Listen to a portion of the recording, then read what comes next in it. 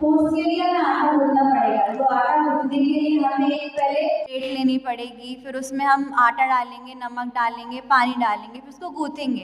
फिर रोटी को बेलने के लिए हम चक्का लेंगे, बेलन लेंगे, फिर उसमें रोटी बेलेंगे। फिर उसको सेकने के लिए हमें गैस निमित्त हुई, गैस में आग जलाई हमने, फिर उसमें तवा रखा, तो तवा के ऊपर फिर वो जो रोटी बेली उसको रख के फिर जैसे सीखी। तो क्या उसमें कितने सारे कारण निमित्त हुए। तो ये हमने विशेष रूप में जाना कि जो ये रोटी बनने का कारण क्या है, इसमें जितने यूटेंसिल्स और अपने इंग्रेडिएंट्स यूज़ हुए वो। लेकिन हम क्या मानते हैं कि मम्मी ने रोटी बनाई है। तो ये हमने सामान्य रूप से जाना कि जो शुद्ध ज्ञान है, जो वो शुद्ध ज्ञान है, वो केवल एक शुद्ध आत्मा को ही जानती है। तो हमने सामान्य रूप से जाना, तो ये शुद्ध ज्ञान हो गया। लेकिन हमें सर्वश्रुत को जानना है, तो इसे भी हमने एक उदाहरण के माध्यम से समझा था। कैसे समझा था, किसी को याद है? सर्वश्रुत ज्ञान के लिए समझने के लिए हमने एक उदाहरण के माध्यम से समझा था। चलो मैं ही बताती हूँ। क्या बताया था कि हॉस्टल में कोई साधर्मी आए हैं, तो उन्होंने शाश्वत धाम के स्वाध्याय में प्रवेश किया। तो उन्होंने क्या देखा कि शाश्वत धाम में इतनी सारी बालिकाएं बैठी हैं, तो ये है कौन? उनको यह जानना था। तो उन्होंने किसी से पूछा कि ये सब बालिकाएं हैं, वे कौन हैं? तो किसी ने बोला कि ये शाश्वत धाम की शाश्वत बालिकाएं हैं। तो उन्होंने बस इतना ही जाना, सामान्य रूप से तो जान लिया कि शाश्वत बालिकाएं हैं, लेकिन उनको जानने की और इच्छा हुई कि ये सब कौन है, कहाँ से आई है, क्या रहती है, कैसे पढ़ती है, और भी।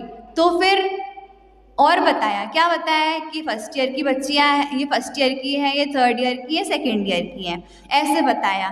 फिर और विशेष में बताया कि क्या ये मानसी है, सेकेंड ईयर की है, ये इंदौर की है, ये कौन है कि ये खुशी है, ये फर्स्ट ईयर की है, ये टीकमगढ़ की रहने वाली, ऐसे विशेष बताया। फिर उसमें और बताएंगे कि उसकी क्वालिटीज़ क्या है, कि अच्छा डांस कर लेती है, अच्छा गा लेती है, ऐसे। तो ये हमने क्या है, विशेष रूप से जाना कि जो सर्वश्रुत ज्ञान, जिसके ज्ञान में सब कुछ आता है, कि जो ज्ञान है, उनके जो ज्ञान में वो गे झलक रहा है, जो ये गे है सब कुछ जान लिया, वे कौन जानता है? ये व्यवहार से भावश्रुत केवली जानते हैं। तो जो आत्मा का ज्ञान है, वो ज्ञान वो गे रूप है, लेकिन वो ज्ञान गे रूप नहीं है, वो जो ज्ञान है वह आत्मा ही है, ऐसा गाथा में बताया है। आपको गाथा समझ में आई? अब हम सभी टीका पढ़ते हैं। यह श्रुतेन केवलम, अब प्रथम श्रुत से केवल शुद्धात्मानं जानाति, शुद्धात्मा को जानते हैं। स शुद्ध केवल इति तावत परमार्थयोः, वे शुद्ध केवली हैं, वह तो परमार्थ है। और यह श्रुत ज्ञानम सर्व जानाति, सश्रुत केवल इति तु व्यवहारः, जो सर्वश्रुत को जानते हैं वे शुद्ध केवली हैं, यह व्यवहार है। क्या कि जो प्रथम में शुद्ध से केवल, शुद्ध जो द्वादशांग का ज्ञान है, शास्त्र का ज्ञान है, उसे जो केवल एक शुद्धात्मा है, जो रस है, अखंड है, अनुभव गोचर है, जिसको जो आत्मा इतना स्वसन्मुख होकर जो जानता है कि जिसे कोई राग नहीं है, विकल्प रहित है, जो ऐसा आत्मा है, उसको कौन जानता है? उसको शुद्ध केवली कहा था। क्या? निश्चय से भावश्रुत केवली कहा।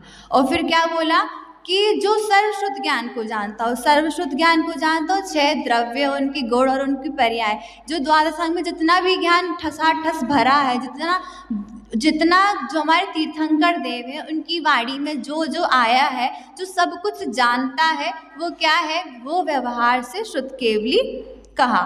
अब आचार्य देव आगे प्रश्न उठाते हैं। क्या प्रश्न उठाते हैं? कि तदत्र सर्वमेव तावत् ज्ञानम निरूप्यमाणम किम आत्मानम किम अनात्मानम। प्रश्न क्या हुआ कि यहाँ 2 पक्ष लेकर परीक्षा करते हैं। किसकी परीक्षा? के उपर्युक्त सर्व ज्ञान आत्मा है या अनात्मा है।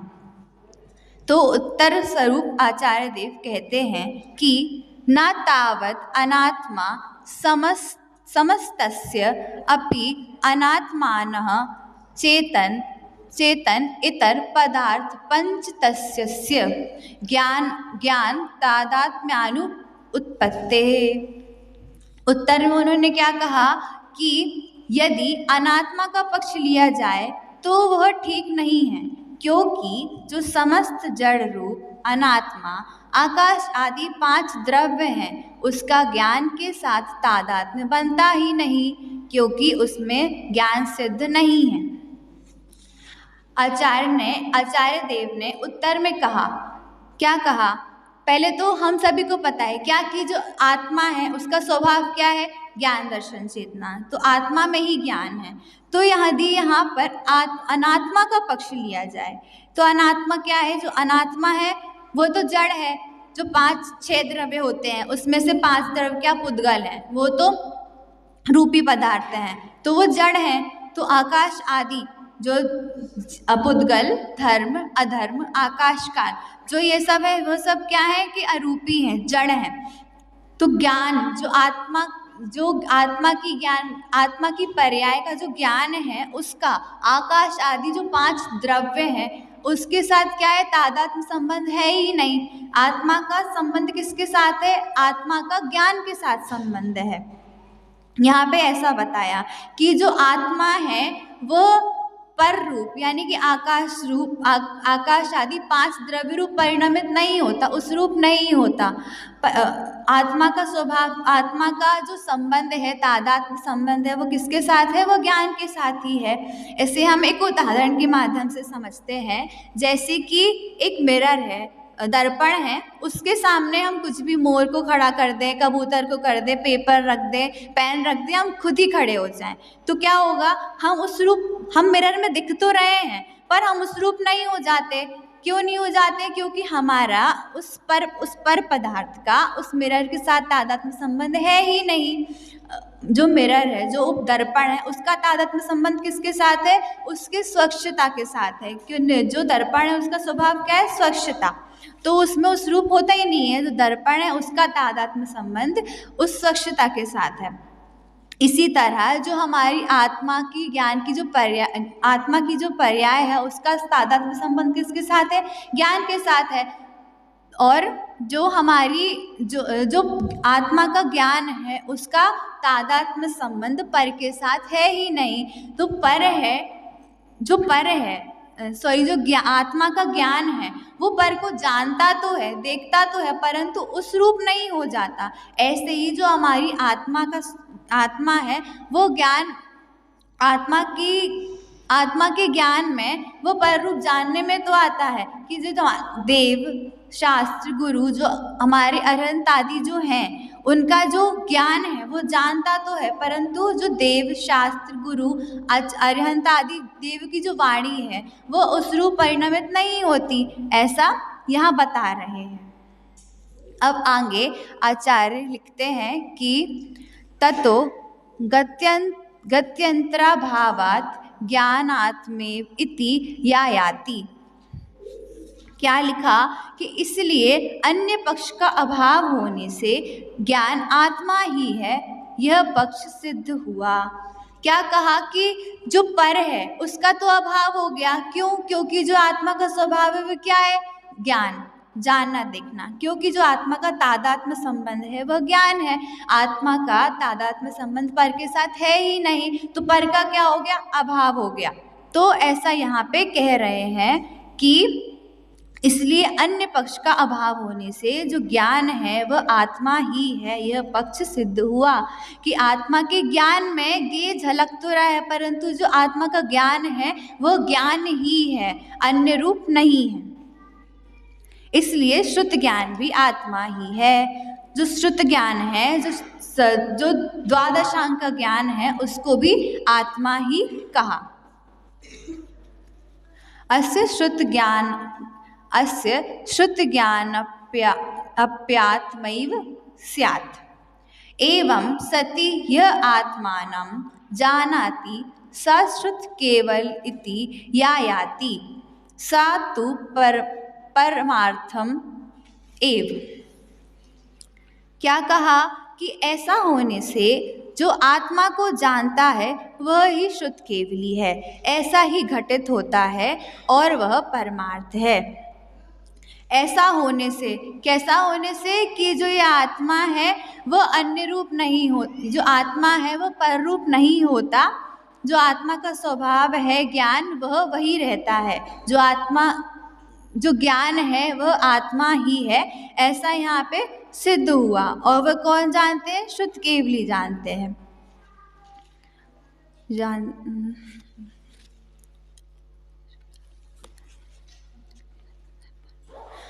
और जो ये हमने जाना कि ये जो आत्मा का ज्ञान है वह ज्ञान ही है, तो हमने व्यवहार से तो जाना कि ये जो आत्मा का ज्ञान है वो ज्ञान वो गेय रूप जान तो रहा है लेकिन वह आत्मा ही है, तो ये व्यवहार से जाना क्या कि भावश्रुत ज्ञान हुआ।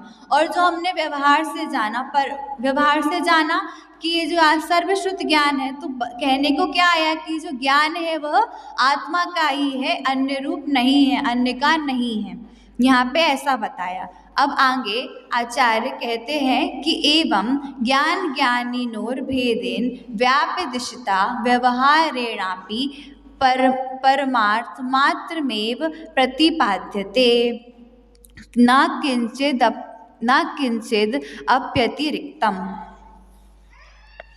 ऐसा इस प्रकार ज्ञान और ज्ञानी के भेद को कहने वाला जो व्यवहार है उसे ही परमार्थ मात्र ही कहा जाता है, उससे भिन्न कुछ भी नहीं कहा जाता। कि ज्ञान और ज्ञानी का जो भेद बताया कि जो आत्मा का ज्ञान है वो उसका आत्मा का तादात्म्य संबंध ज्ञान के साथ है, ज्ञेय के साथ नहीं है, उस रूप नहीं हो जाता। तो जो ज्ञान और ज्ञानी को भेद कहने वाला व्यवहार है, व्यवहार को बताया तो वो परमार्थ मात्र ही है कि जो आत्मा का स्वभाव है वो ज्ञान ही है, ऐसा यहाँ पे कहा। और अन्य कुछ कह ही नहीं सकते, अन्य कुछ है ही नहीं, ऐसा कहा है। अथ च यः श्रुतेन केवलं शुद्धात्मानं जानाति स शुद्ध केवल इति परमार्थस्य प्रतिपादयितुम् अशक्यत्वात् शुद्ध ज्ञानं सर्वं जानाति स शुद्ध केवल इति व्यवहारः परमार्थ प्रतिपादकत्वेन आत्मानं प्रतिष्ठापयति। क्या कहा आगे कि जो शुद्ध से केवल शुद्ध आत्मा को जानते हैं वे शुद्ध केवली हैं। इस प्रकार परमार्थ का प्रतिपादन करना अशक्य होने से जो सर्वश्रुत ज्ञान को जानते हैं वे शुद्ध केवली हैं। ऐसा व्यवहार परमार्थ के प्रतिपादकत्व से अपने को दृढ़तापूर्वक स्थापित करता है।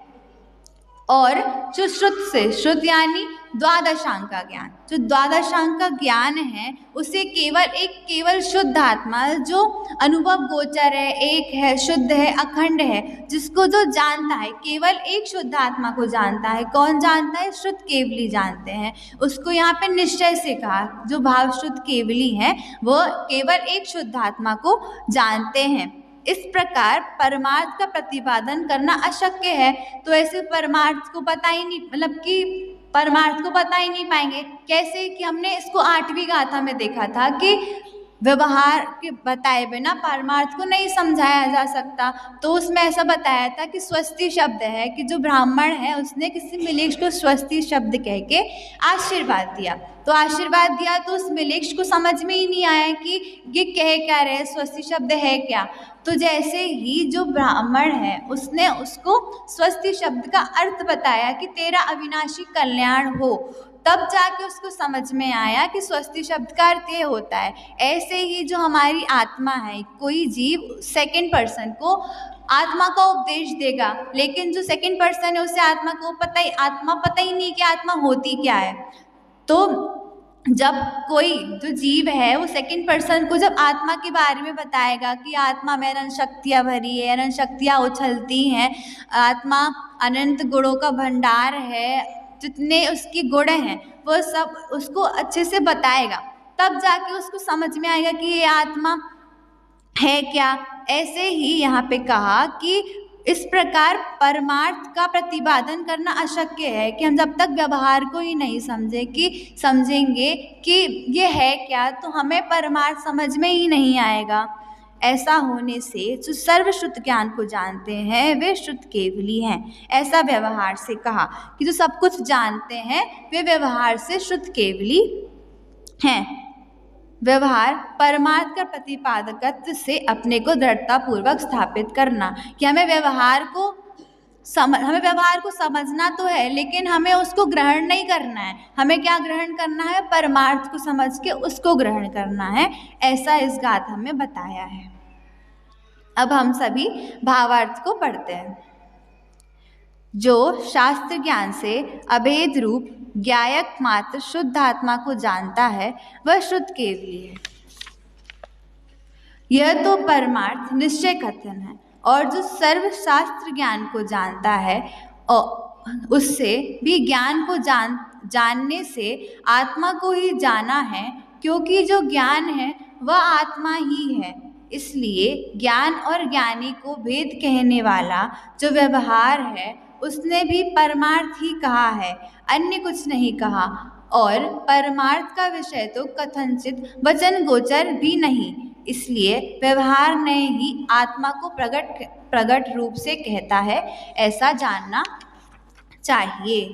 क्या कहा कि जो शास्त्र ज्ञान से अभेद रूप ज्ञायक शुद्ध आत्मा को जाने, कि जो द्वादशांग का ज्ञान है, जो हमने शास्त्र से जो ज्ञान जान लिया, हमने सामान्य रूप से तो ज्ञान जान लिया कि ये जो आत्मा है वह जो केवल एक शुद्ध आत्मा को जाने वह निश्चय से शुद्ध केवली है।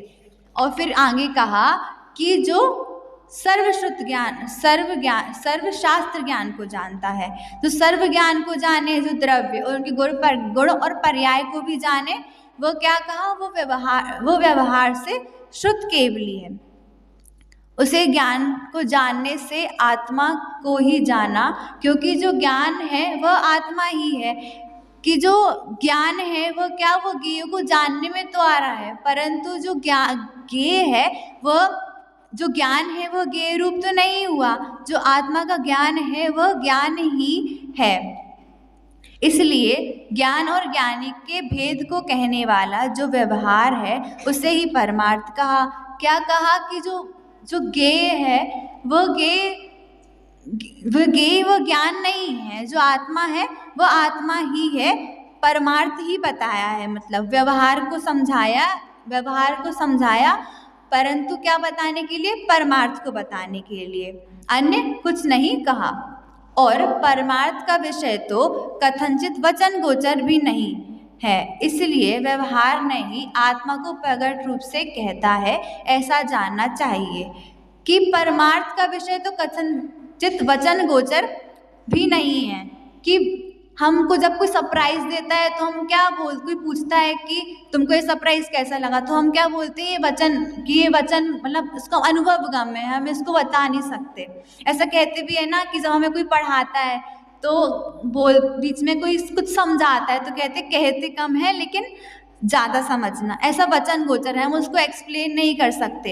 ऐसी जो आत्मा है, आत्मा में अनंत गुण भरे हैं, बहुत मतलब आत्मा बहुत ही अच्छा है, ऐसा हम सिर्फ अनुभव कर सकते हैं, लेकिन हम दूसरों को बता नहीं सकते। ऐसा हमारे आचार्यों ने भी बताया है। ऐसा ही कहा कि जो ये परमार्थ है वो कथनचित वचन गोचर भी नहीं है, इसलिए व्यवहार नहीं आत्मा को प्रगट रूप से कहता है। इसलिए व्यवहार को समझाते हैं कि व्यवहार के बिना परमार्थ को नहीं समझाया जा सकता। तो हमने ऐसे वो एक उदाहरण से बताया था ना कि जो दाल है वो दाल कौन सी है? येलो कलर की है, तो येलो कलर की है, लेकिन व्यवहार से बताया मम्मी ने कि वो दाल येलो कलर की है, लेकिन मम्मी का मतलब समझाना क्या चाह रही है कि जो दाल है वो कौन सी है? तुअर की दाल है। ऐसा यहाँ पे कहा। फिर और देखते हैं कि हमें ऐसे कि मैथ्स हम मैथ्स के क्वेश्चन सॉल्व करने पड़ते हैं, तो जब तक हम उस क्वेश्चन को सॉल्व करने के लिए जब तक उस फॉर्मूले को नहीं जानेंगे, फॉर्मूला ही नहीं समझेंगे, तो हम क्वेश्चन कैसे सॉल्व करेंगे। ऐसे ही परमार्थ को समझने के लिए हमें व्यवहार का सहारा लेना ही पड़ता है कि व्यवहार को समझे बिना हम परमार्थ को समझ ही नहीं सकते, ऐसा जानना चाहिए। समझ में आया? ऐसा इस गाथा में कहा है। अब हम सभी एक साथ गाथा का पाठ करते हैं। जो ही सुदेड़ ही गच्छति अपाणम्यणं तु केवलं सुत्थं तं सुध केवलमिसिडो भणन्ति लोगपदी वैरा। जो सुदृढ़ाणम सपम जानति सुध केवलिम तमाहुजिणा राणम अप्पा सपम जमहा सुध केवली तमहा। गाथा किसी को याद हुई है? कोई सुनाएगा? कौन? दोनों? खुशी। जो ही सुदेहि गच्छति अपारम्यणं तु केवलं सुत्थं तं सुध केवलमिसिडो भणन्ति लोगपदी वैरा। जो सुदृढ़ाणं जानति सुध केवलिं तमाहुजिणा राणम अप्पा सपम जमहा सुध केवली तमहा। एक बार पद्यानुवाद का पाठ करेंगे सब साथ में।